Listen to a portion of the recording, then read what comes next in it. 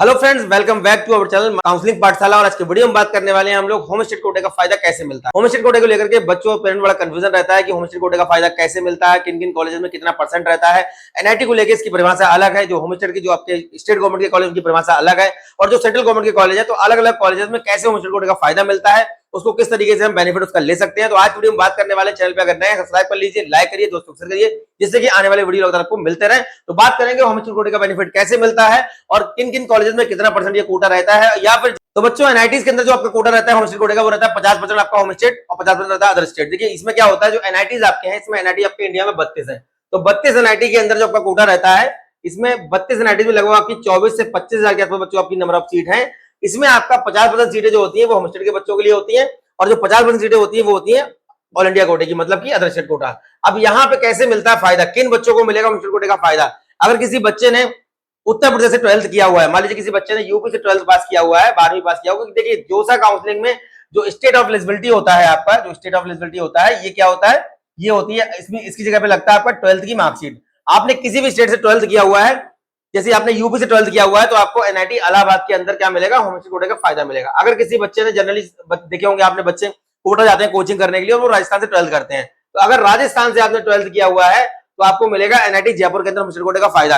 अगर किसी बच्चे ने पंजाब से 12th किया हुआ है तो उसको मिलेगा एनआईटी जलंधर में होम स्टेट कोटे का फायदा। अगर किसी बच्चे ने हरियाणा से 12th किया है तो एनआईटी कुरुक्षेत्र के अंदर उसको मिलेगा होम स्टेट कोटे का फायदा। तो ये तो हो गया बच्चों आपका एनआईटी का 50% होम स्टेट उन बच्चों को मिलेगा जिन्होंने पर्टिकुलर उस स्टेट से 12th किया हुआ है, और जिन्होंने बाहर से 12th किया हुआ है वो क्या करेंगे, अदर स्टेट कोटे में काउंट होंगे।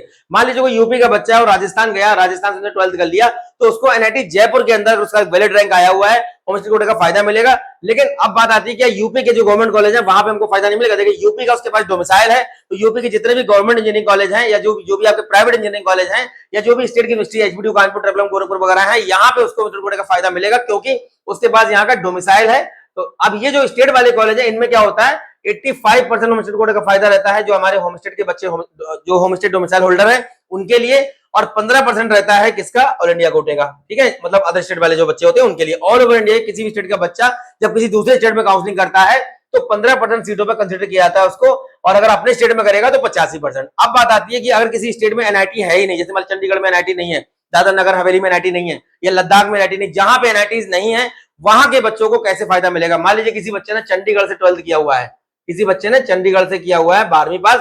अब इस बच्चे को कहां फायदा मिलेगा, एनआईटी के कौन से एनआईटी मिलेगा, इसको मिलेगा एनआईटी दिल्ली के अंदर फायदा। अगर किसी बच्चे ने चंडीगढ़ से 12th किया हुआ है, चंडीगढ़ के जो बच्चे हैं जो वहां से 12th पास करते हैं, इनको एनआईटी दिल्ली के अंदर होम स्टेट कोटे का फायदा मिलता है। इसी प्रकार से जो आपके और एनआईटी हैं वहां से, इसी प्रकार जो आपके और स्टेट है जहां पे एनआईटी नहीं है, उन बच्चों को कहां पे फायदा मिलेगा, कौन से एनआईटी के अंदर। देखिए 50% आपका हो गया होम स्टेट, 50% हो गया अदर स्टेट। इसके अलावा जोसा काउंसलिंग में जो आपके कुछ जीएफटीआई है, पंजाब इंजीनियरिंग कॉलेज है, वीआईटी मैसरा है, वीआईटी मैसरा ने इस बार होम स्टेट कोटा खत्म कर दिया है, 2025 तक था, ये अब ऑल इंडिया कोटे में वर्क करेगा। मतलब जितनी भी सीटें हैं ऑल इंडिया कोटे के अकॉर्डिंगली यहाँ पे डिस्ट्रीब्यूट की जाएंगी बच्चों को। ट्रिपल आईटी नया रायपुर है, भुवनेश्वर है, ये कुछ जीएफटीआई है जहां पे आपको होम स्टेट कोटे का फायदा मिलता था, जिसमें से वीआईटी मैसरा हटा दिया गया है, मतलब वीआईटी मैसरा ने होम स्टेट कोटा खत्म कर दिया है। अब स्टेट काउंसिलिंग में मैंने आपको बताया 85%, 15%, ये ऑलमोस्ट स्टेट के अंदर होता है। कुछ कुछ ऐसे स्टेट है जैसे आपका वेस्ट बंगाल है, गुजरात है, जहां पे 5%, 10% रहता है। जनरली आपके जो स्टेट है वहां पे आपका 85%, 15% रहता है। अब बात करते हैं कि जिन स्टेट के अंदर एनआईटीज नहीं है, मान लीजिए जहां पे एनआईटी नहीं, अंडमान निकोबार में एनआईटी नहीं है, तो किसी बच्चे ने अगर अंडमान निकोबार से 12th किया हुआ है तो एनआईटी पुडुचेरी के अंदर उसको क्या मिलेगा, होम स्टेट कोटे का फायदा मिलेगा। किसी बच्चे ने लक्षद्वीप से 12th किया हुआ है, मतलब जो यहाँ के बच्चे हैं उनको एनआईटी गोवा में क्या मिलेगा, होम स्टेट कोटे का फायदा मिलेगा। अगर कोई बच्चा दादरा नगर हवेली का है और वहां से 12th पास किया हुआ है तो उसको कहां मिलेगा, एनआईटी गोवा में होम स्टेट कोटे का फायदा मिलेगा। दमन एंड दीप के जो बच्चे हैं उनको कहां मिलेगा, एनआईटी गोवा में होम स्टेट कोटे का फायदा मिलेगा। लद्दाख के जो बच्चे हैं उनको कहां फायदा मिलेगा, उनको मिलेगा एनआईटी श्रीनगर में फायदा। चंडीगढ़ के जो बच्चे हैं, यहाँ पर चंडीगढ़ से 12th किया किसी बच्चे ने, तो उसको कहां मिलेगा, एनआईटी दिल्ली के अंदर फायदा मिलेगा। तेलंगाना के जो बच्चे हैं उनको कहां मिलेगा, एनआईटी वारंगल के अंदर फायदा मिलेगा। तो ये बच्चों को हमारे ऐसी जगह है जहां पे एनआईटीज नहीं है, यहाँ के जो बच्चे हैं, यहाँ के जो होम स्टेट वाले बच्चे हैं, उनको इन एनआईटीज के अंदर क्या मिलता है, होम स्टेट कोटे का फायदा मिलता है। अब बात आती है कि एनआईटीज के अंदर 20% फीमेल सुपरन्यूमरी कोटा रहता है फीमेल कैंडिडेट के लिए।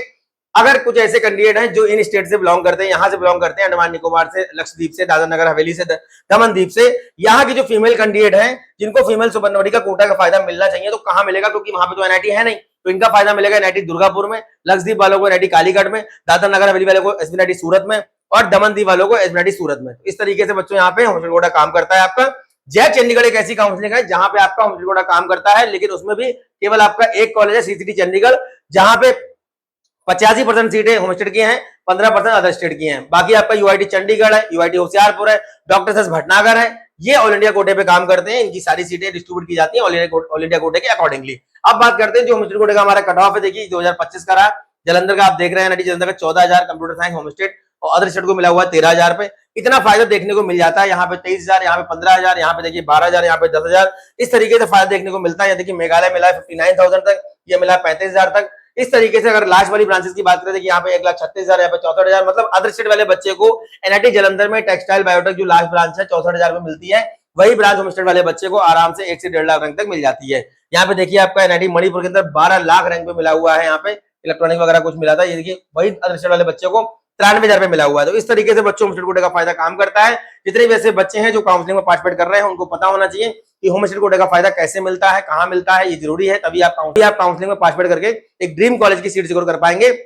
काउंसलिंग रिगार्डिंग कोई भी डाउट, कोई भी क्वेरी है, नंबर दिए गए संपर्क कर सकते हैं। नियर प्लेसेस से हैं तो लखनऊ, कानपुर, दिल्ली, रुड़की में आके कंसल्ट कर सकते हैं। कंसल्ट करने का कोई भी चार्ज नहीं है। काउंसलिंग रिगार्डिंग हर छोटी बड़ी अपडेट मैं आप तक बताने का प्रयास कर रहा हूँ, आगे भी करता रहूंगा। उम्मीद करता हूँ जो इन्फॉर्मेशन मैं प्रोवाइड करता हूँ कहीं ना कहीं आपके काम आती होगी। नेक्स्ट वीडियो में मिलेंगे अच्छे टॉपिक का, तब तक धन्यवाद। Thank you very much.